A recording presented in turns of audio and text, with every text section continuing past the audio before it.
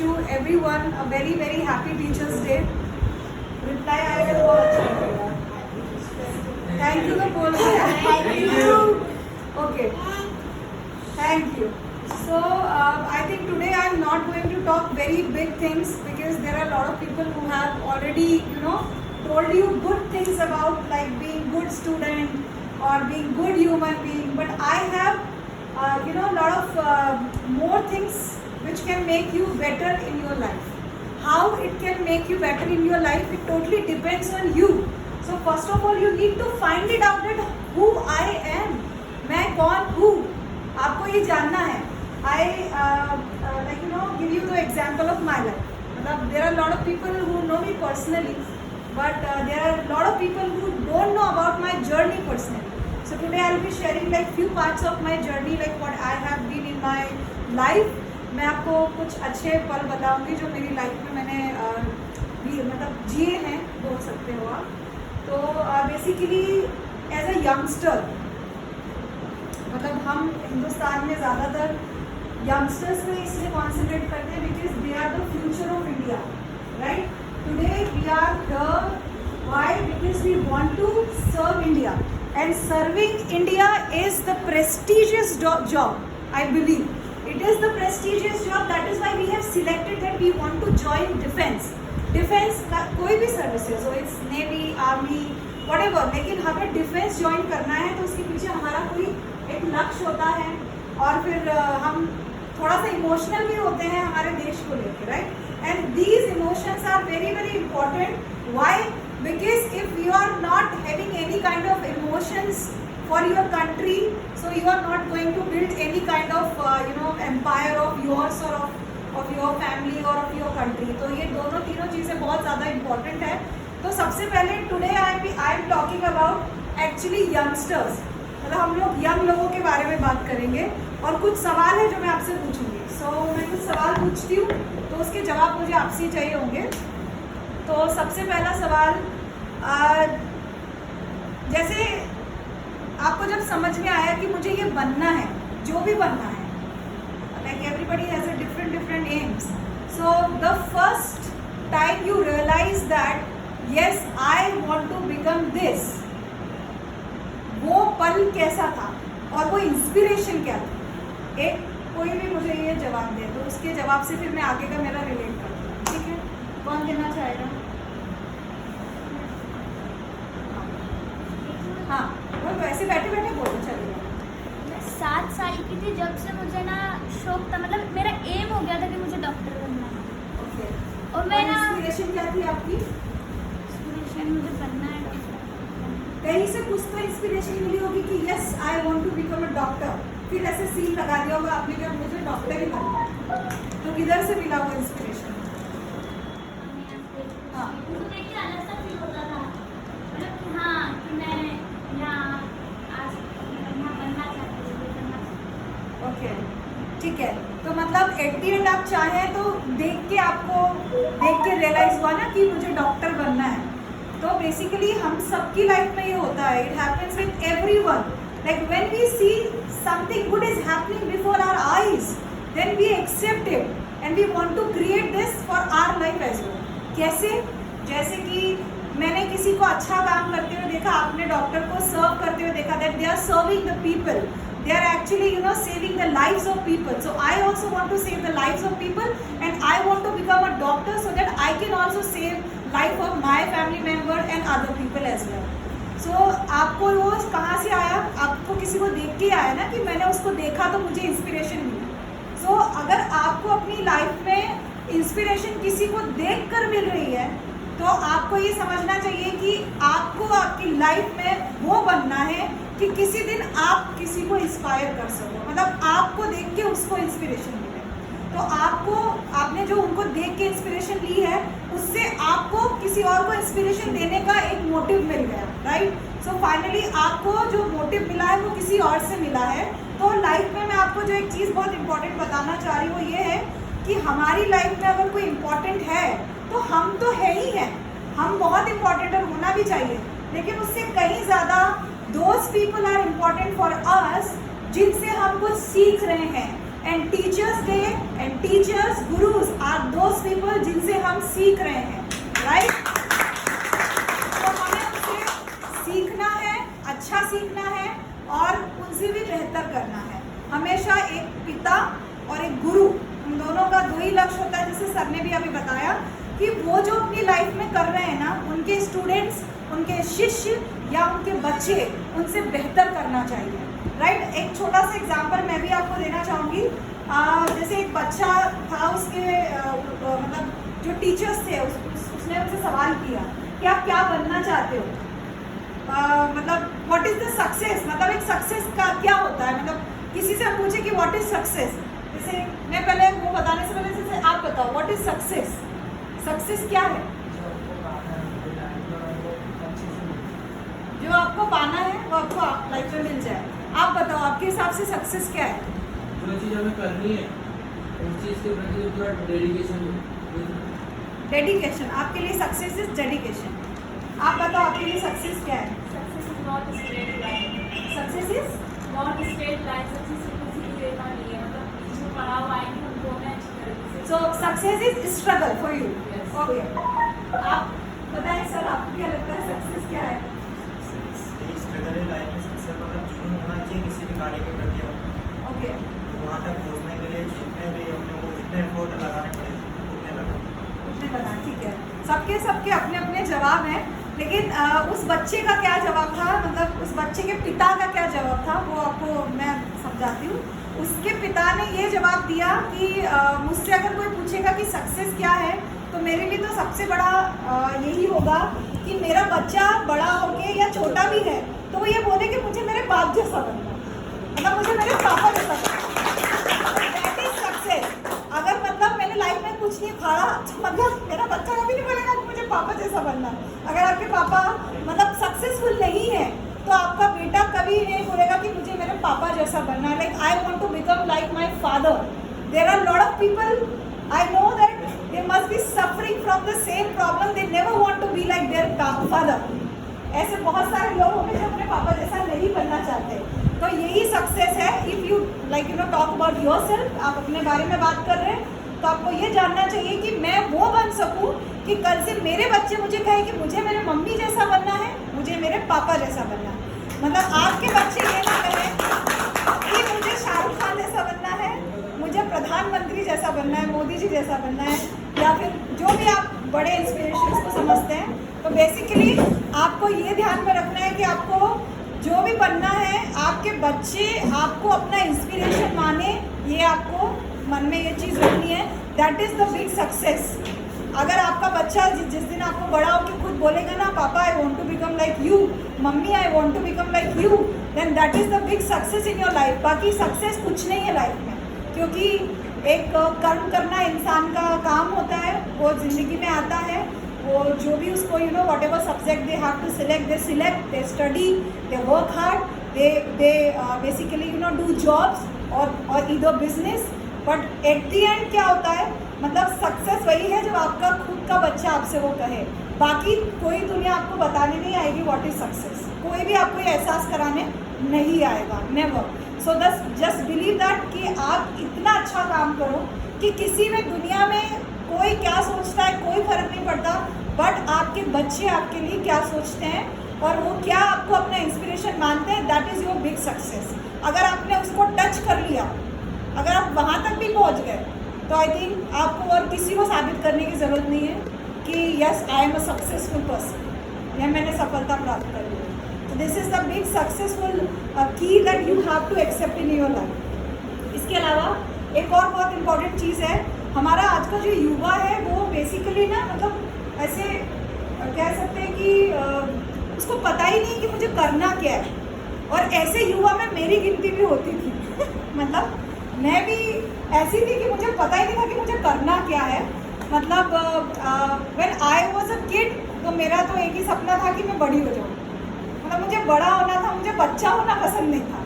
मतलब everybody miss their childhood, but I never miss my childhood, because I use to feel कि मुझे जो करना था वो मुझे मैं बचपन में नहीं कर सकती थी, वो मैं बड़े होकर ही कर सकती थी। तो मुझे मेरे बचपन में ये लगता था that I want to grow as fast as I can and I just want to fulfill my all dreams.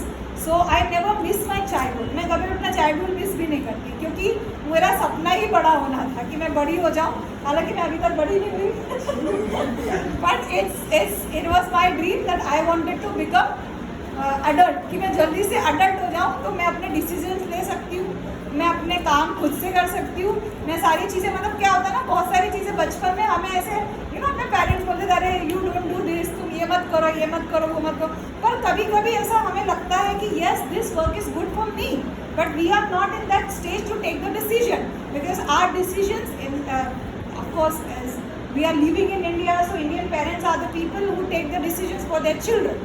अभी वो डिसीजंस लेते हैं हमारे लिए, तो हमारे लिए थोड़ा मुश्किल होता है, हमारा माइंड मेकअप बहुत देर से होता है, बहुत देर बाद हमें पता चलता है कि पेरेंट्स तो ये चाह रहे हैं बट मैं ये चाहती हूँ या मैं ये चाहता हूँ, तो ये हमें थोड़ा देर से पता चलता है. But yes, I was so clear, मुझे बचपन में पता था कि मुझे क्या करना है, और उसके लिए मुझे सबसे पहले बड़ा होना है, कि मैं बस बड़ी हो जाऊँगी तो फिर मैं सब कर लूँगी. मतलब आई वॉज नॉट क्लियर कि मेरे को इंजीनियर बनना है, डॉक्टर बनना है, क्योंकि मेरे माइंड में तो बहुत सारी चीज़ें चलती थी.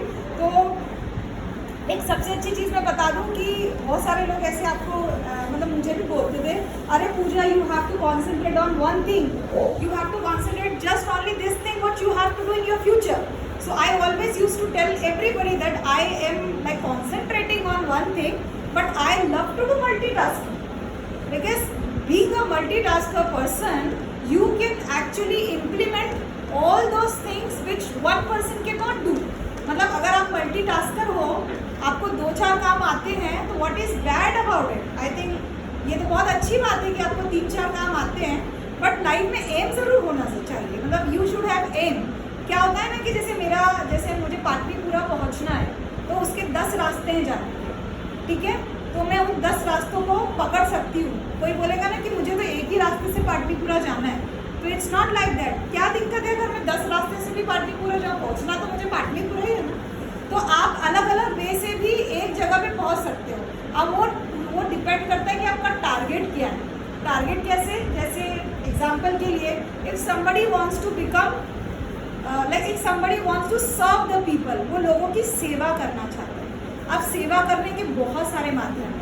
आप डिफेंस में होकर सेवा कर सकते हो, आप डॉक्टर बन के सेवा कर सकते हो, आप एक्टिविस्ट बन के कर सकते हो, ठीक है, आप नेता बन के भी सेवा कर सकते हो, हालांकि करते नहीं नेता लोग, बट कर सकते हो आप. तो ऐसे there are lot of ways to reach at one point. मतलब एक उस लक्ष्य पे पहुंचने के लिए ये सब अलग अलग रास्ते हैं. और कहते हैं ना लोग कि या तो आप एक्टिविस्ट बन जाओ या डिफेंस में चल जाओ, ऐसा नहीं. But see the person sitting near you and we are privileged, we are so proud that we have the guidance of some very good personality with us, जो कि एयरफोर्स में अपनी सर्विसेज दे चुके हैं. तो इनके पास भी वही चीज़ है. He is also multitasking person, he does lot of work. तो ऐसा ज़रूरी नहीं है कि हमारी लाइफ में हमने एक चीज़ करी तो हम दूसरी नहीं कर सकते. कैसे? He has lot of thing in his mind. He wants to do lot of things, but he is doing only one just because he was bound to do that. जब आप किसी की एक जॉब कर रहे होते हो तो आप बाउंड हो जाते हो. But he has left. वो चाहते तो अभी 50-10 साल और आप जॉब कर सकते थे, बट ही लेफ्ट. क्यों? क्योंकि उनको मल्टीटास्किंग करनी थी. इसीलिए अपने इस डिफेंस को भूलना नहीं है, लोगों को भी उसमें लेके जाना है. इसीलिए उन्होंने इस सर्विसेज को शुरू किया कि हम ये लाइफ भी वो जी पाए. उसके अलावा उनका कुछ और ड्रीम्स भी है जो उन्होंने बहुत अर्ली एज में करने का सोचा था, बट बिकॉज ऑफ जॉब वो नहीं कर पाए, तो वो अब करने की कोशिश करेंगे. और भी 2-3 टास्किंग, बिकॉज उनको ऐसा लगता है कि मैं जब मल्टीटास्किंग करूँगा तब मुझे वो अचीव होगा जो मुझे चाहिए. तो being a multitasker person you can achieve what you want to. मतलब एक ही रास्ता अपनाएंगे तो आप ज़रूरी नहीं है, बस रास्ता साफ होना चाहिए, साफ सुथरा, सच्चा और अच्छा रास्ता होना चाहिए. थोड़ा लेट सफलता मिलती है लेकिन मिलेगी. गलत रास्ते तो बहुत है. और जब आप एक्चुअली बड़े होते हो ना, तब आपको ही ये डिसाइड करना होता है कि आपके लिए सही रास्ता क्या और गलत रास्ता क्या. अभी आप ये डिसाइड कैसे करोगे कि सही रास्ता क्या है और गलत रास्ता क्या है? ये सबसे बड़ा टास्क है, बिकॉज सही और गलत की कोई परिभाषा ही नहीं होती. मतलब there is no definition of right and wrong. If I am liking something that's right. मतलब लोगों का ये होता है ना, मुझे पसंद है तो ये सही है, राइट. और कुछ गलत ऐसा कि अगर हाँ मुझे वो चीज़ पसंद नहीं तो भाई ये गलत है. But it's not like that. मतलब सही और गलत की कोई भी परिभाषा तो हम नहीं दे सकते, बट फिर भी इतना समझ लेना ना कि जिस काम से किसी का नुकसान नहीं हो रहा, वो कम से कम वो तो काम बहुत अच्छा था। और उसमें सबसे बड़ा काम आता है किसी की सेवा करने का काम, और उसमें भी उससे बड़ा काम है डिफेंस का काम। चाहे वो नौसेना हो, आर्मी हो या वायुसेना हो, कोई भी हमारी सेना जो है वो सिर्फ लोगों को प्रोटेक्ट नहीं कर रही है, मतलब somehow we are building an empire. अभी हम हमारी दूसरी कंट्रीज़ की बात करें तो हम बहुत पीछे हैं, चाहे हम डिफेंस में बात करें या किसी भी चीज़ में। लेकिन रिसेंटली जो हम आत्मनिर्भर भारत के थ्रू बहुत सारी चीज़ें कर रहे हैं ना, जैसे कि अभी आपको पता है विक्रांत लॉन्च हुआ, जो हमने खुद ने बनाया है, उसके तिल से लेके तार तक सब इंडिया में बना है। तो वो हमारे लिए गर्व की बात है कि वो हमने बनाया है, और हम ऐसे 10 और बनाएंगे। जब एक बना लिया तो आगे के 10 बनाने में कोई दिक्कत नहीं है, और ऐसे हमारे पास 10 और हो जाएंगे तो हमारी सेना की पावर और बढ़ जाएगी। और इससे हमारे जो कॉम्पिटिटर कंट्रीज़ हैं definitely they are scare of us, और अभी धीरे धीरे इंडिया और उभरेगा। अगर आप जैसे बच्चे डिफेंस में जाएंगे, आप जैसे बच्चे डेफिनेटली एक अच्छा लक्ष्य रखेंगे कि हमें डिफेंस में ये काम करना है, और डिफेंस से रिलेटेड जो भी आपको सवाल है वो सब आपको यहाँ से जवाब मिल ही जाते होंगे, आपको धर्मेंद्र सिंह झाला जी देते ही होंगे वो सारे जवाब। बट लाइफ में एक चीज़ बस क्लियर रखना कि जो आपने लक्ष्य डिसाइड किया है वो उसको ज़रूर पाने की कोशिश ज़रूर करना। कोशिश is very important. If you try to achieve things, आप उसको कोशिश करने की कोशिश करोगे, पाने की कोशिश करोगे, तो ऐसे बहुत सारे लोग हैं। अब इसमें एक बहुत इम्पॉर्टेंट बात यहाँ पर आती है, देखो हम किन की बात सुनते हैं। जैसे आज मुझे इन्होंने यहाँ पे इंट्रोड्यूस करके बुलाया, तो आप मेरी बात सुन रहे हो, तो आप मेरी बात क्यों सुन रहे हो ये बताओ। I just want to know why you are listening. देखो लाइफ में क्या होता है ना कि इंसान की एक मेंटालिटी होती है, वो किसको सुनते हैं, they listen always successful people. वो हमेशा जिन्होंने ज़िंदगी में सफलता प्राप्त की सिर्फ उन्हीं को सुनना चाहते हैं। पर मेरा कंसेप्ट अलग है, आप उन लोगों को सुनो जो असफल रहे, उनसे आपको सीखने को मिलेगा कि आपको ये नहीं करना है, या आप लाइफ में ये नहीं करते तो आपके साथ ये नहीं होगा। जो असफल लोग हैं उनसे आपको ज़्यादा सीखने को मिलेगा, बिकॉज असफल लोगों के पास एक्सपीरियंस होता है कि उन्होंने जो अचीव करना था वो उन्होंने उस टाइम में अचीव नहीं किया, उन्होंने जैसे अचीव करना था उन्होंने वैसे अचीव नहीं किया। अगर आपको जैसे एक एग्जाम्पल के लिए मैं बताऊं कि किसी का सपना है डॉक्टर बनने का, उसको जैसे आपका ये एग्जाम्पल है, आपको डॉक्टर बनना है, बट अगर आप डॉक्टर नहीं बन पाए तो उसकी जितनी खामियां हैं आपसे अच्छी कोई नहीं बता सकता। सक्सेसफुल पर्सन तो सिर्फ वो बताएगा कि उसने ये तैयारियां करी, फिर मैंने ऐसे एग्ज़ाम दी, फिर मैं पास हो गया, फिर मैं एडमिशन के साथ मैंने मेरा सपना पूरा कर लिया। लेकिन जो असफल व्यक्ति है वो आपको ज़्यादा अच्छे से बता पाएगा कि आप ये मत करना। सक्सेसफुल ये बताएगा कि आपको ये करना है, लेकिन क्या नहीं करना है वो आपको एक असफल व्यक्ति बताएगा। तो ऐसा नहीं है कि जो लोग अपनी लाइफ में असफल हैं वो असफल ही है, मतलब उन्होंने ज़िंदगी में कुछ नहीं किया। ऐसे बहुत सारे लोग हैं कि जिनका टारगेट होता है कि उनको ये अचीव करना है, पर लाइफ में बहुत सारे ऐसे सर्कमस्टेंसेस आ जाते हैं कि वो अचीव नहीं कर पाते हैं। पर इसका मतलब ये नहीं कि वो लूज़र हैं, वो फेलियर हैं, इसका मतलब ये बिल्कुल नहीं है। आप उनसे कभी बात करोगे ना, ऐसे कोई भी आपके आसपास हो, वो कभी किसी चीज़ में असफल रहे, उनसे बैठ के 1 घंटा बात करना, तो आपको बताएंगे कि हम असफल क्यों रहे, और उसका रियलाइजेशन सबसे ज़्यादा एक असफल व्यक्ति को ही होता है। तो वो चीज़ आप ना बेयर करें, इसलिए आप हमेशा ये ध्यान रखें कि सक्सेसफुल लोगों से तो सीख ले ही, लेकिन असक्सेसफुल लोगों से, अनसक्सेसफुल लोगों से ज़्यादा सीख लो, क्योंकि वो आपको ज़्यादा अच्छे से गाइड कर पाएंगे कि what you don't have to do, what you have to do वो तो आपको पता ही है। सब पॉजिटिव बातें सब जगह होती है, लेकिन नेगेटिव चीज़ें जो होती है वो आपको कहाँ से जानने को मिलेगी। जो एक असफल व्यक्ति है, जो अपनी लाइफ में उस टारगेट को अचीव नहीं कर पाया, आप उससे ज़रूर बात करो, वो आपको बहुत अच्छे से बताएगा, और आई थिंक उससे आपको बहुत सीखने को भी मिलेगा। So this is very important thing. और एक लास्ट चीज़ से बस मैं कंक्लूड करना चाहूँगी कि हमारी लाइफ में कन्फ्यूजन्स बहुत होते हैं, राइट, सबकी लाइफ में होता है, और ज़्यादातर कन्फ्यूजन आई गेस हमें तभी आते हैं जब हमें कोई बड़े डिसीजंस लेने होते हैं। जब हम कोई बड़ा डिसीजन लें, जैसे कि लाइफ में हमें कुछ बनना है, स्पेशली स्टूडेंट्स की बात करें तो उनके लिए सबसे बड़ा डिसीजन क्या होता है? उनके लिए सबसे बड़ा डिसीजन होता है उनका सब्जेक्ट चूज करना। Sometimes what happens, the subject they are choosing is not complementing their choice. उन्होंने सब्जेक्ट जो चूज़ कर लिया वो उनकी चॉइस का ही नहीं है, तो फिर उनको ऐसा लगता है कि मैं ये करूँ या मैं ये ये करो। तो लाइफ में अगर आपके साथ भी ऐसा कोई कन्फ्यूजन चल रहा है तो सबसे इम्पॉर्टेंट चीज़ आपको एक ही चीज़ करनी है कि उस कन्फ्यूजन को सबसे पहले दूर करो, क्योंकि लाइफ में आगे क्या अचीव होगा क्या नहीं होगा ये सब बात की बात है, बट आपको ये देखना है कि आपको एक्चुअली करना क्या है। मेरे साथ भी ये चीज़ बहुत बार हुई है कि somehow like you know I took the admission in bio, तो फिर मुझे ऐसा लगा कि अरे मुझे तो बायो पसंद ही नहीं आता, मुझे तो ये करना था, मुझे तो ये करना था। तो लाइफ में कन्फ्यूजन्स होते हैं और हमारे गलत डिसीजंस की वजह से हम उस टारगेट को अचीव नहीं कर पाते जो हमको करना है, ठीक है। तो ये कन्फ्यूजन जो है लाइफ में सबसे पहले दूर करना ज़रूरी है। अब दूर कैसे करेंगे, ये आपको आपके टीचर्स प्लस जिस चीज़ को आप मन में रखे हुए हो कि ये मेरा चॉइस है, उससे संबंधित जो व्यक्ति ऑलरेडी उसमें काम कर रहा है आपको वो समझा सकता है कि आपके लिए अच्छा होगा कि नहीं होगा और आप इसमें कितना अच्छा परफॉर्म कर पाओगे, ये भी वो आपको बहुत अच्छे से, ज़्यादा नहीं तो कम से कम 70% आपको बता सकता है। तो ये दो चीज़ की सबसे पहले लाइफ में कन्फ्यूज़न दूर होना चाहिए, क्योंकि मेरी लाइफ में भी 2-4 चीज़ें ऐसी जो कन्फ्यूजन की वजह से मैं कर ही नहीं पाई, तो वो कन्फ्यूजन आपकी लाइफ में क्लियर होना चाहिए, right. This is very important thing as a youngster. अगर आप लाइफ में कोई भी डिसीजन ले रहे हो तो पहले कन्फ्यूजन दूर करो।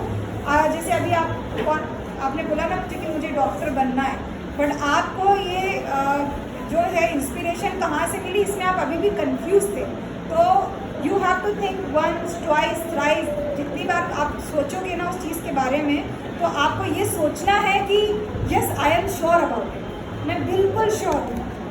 चाहे मैंने 6 साल की उम्र में डिसाइड कर लिया हो, चाहे 7 साल की उम्र में, चाहे 10 साल की, चाहे 11 साल की। कुछ लोग ऐसे भी होते हैं कि 10 साल में उनका सपना कुछ और बनने का होता है, जब वो 11 साल के होते हैं तो उनका कुछ और हो जाता है, फिर जब वो स्कूल में जाते हैं तो किसी को देख के कुछ और हो जाते हैं, फिर कुछ और हो जाता है, तो बहुत सारी चीज़ें बदल जाती है। तो आई थिंक लोग हर तरीके के होते हैं। 2 लोग मैंने ज़्यादातर देखे हैं, एक तो जो होते हैं कि अपना डिसीजंस वो बहुत एक बार ही लेते हैं और उसमें वो अटल रहते हैं कि मुझे नहीं बदलना, तो शायद आप उसमें से हो, है ना, कि आपको अटल है कि मुझे डॉक्टर बनना है तो मुझे डॉक्टर ही बनना है। लेकिन 2 तरह के दूसरे जो लोग होते हैं वो बहुत ज़्यादा इंस्पायर हो जाते हैं लोगों से, कि समटाइम्स दे सी कि अरे ये बहुत अच्छा काम कर रहा है, मुझे इसके जैसा बनना है, समटाइम्स दे सी कि अरे ये बहुत अच्छा काम कर रहा है, मुझे इसके जैसे बनना है। तो ये 2 तरीके के लोग लाइफ में होते हैं और आई एम श्योर ये सब मिक्सअप है, सब लोगों के साथ ये प्रॉब्लम आता है। और एक लास्ट भी टाइप के लोग होते हैं जो इन दोनों के जैसे होते हैं, मतलब दे आर श्योर कि मुझे यही बनना है, लेकिन समहाउ उनको गाइडेंस नहीं मिल पा रहा होता है कि क्या करें, तो वो अलग अलग तरीक़ों से इंस्पिरेशन लेते रहते हैं, लेकिन जब उनको फाइनल, जब उनको लास्ट डिसीजन लेना होता है, तब वो अपनी मतलब कह सकते हैं विल पावर के साथ उस डिसीजन को लेते हैं। अभी आपको डिसाइड करना है कि आप कौन सी कैटेगरी में हैं, in which category of falling, you have to decide by yourself. And मैं एक लास्ट चीज़ और कहना चाहूँगी जो बहुत इम्पॉर्टेंट है, सबसे ज़्यादा इम्पॉर्टेंट है, अगर आप एक हिंदुस्तानी हो, एक हिंदुस्तान में रहने वाले व्यक्ति के लिए बहुत ज़्यादा ज़रूरी है, क्योंकि हमारा हिंदुस्तान जो है ये आप कह सकते हो कि दूसरी कंट्री से अगर हम कंपेयर करें तो हमारे हिंदुस्तान में हमारी संस्कृति बहुत बड़ी चीज़ है। हमारी जो संस्कृति, हमारा कल्चर है, it is very big thing. अगर आप अपने घर से भी शुरुआत कर रहे हो ना, तो ये चीज़ आपके घर से भी शुरू हो, चाहे कहीं से भी शुरू हो, लेकिन आपको इस बात का ध्यान ज़रूर रखना है कि हमारी जो कंट्री है इसमें संस्कारों का बहुत ज़्यादा वैल्यू है। आप यहाँ से आउट भी चले जाओ, मैं ऐसे बहुत लोगों को जानती हूँ जो इंडिया से बाहर रहते हैं, लेकिन they never like you know forget about their culture. वो अपने संस्कृति को नहीं भूलते, अपने कल्चर को नहीं भूलते। And culture is what, culture is not कि आप मतलब बिल्कुल मतलब कैसे किसको, जैसे हिंदी में हम जिसको रूढ़िवादी बोलते हैं, ऑर्थोडॉक्स नहीं होना है कल्चर में। आपको कल्चर में बहुत ओपन माइंडेड होना है। ओपन माइंडेड कैसे, एक छोटे से एग्जांपल से बता देती हूँ। लोग कहते हैं ना कि हमारे हिंदुस्तान में औरतों को सम्मान नहीं मिलता, औरतों की पूजा होती लेकिन एक तरफ पूजा हो रही और एक तरफ उनके साथ गलत व्यवहार किया जाता है।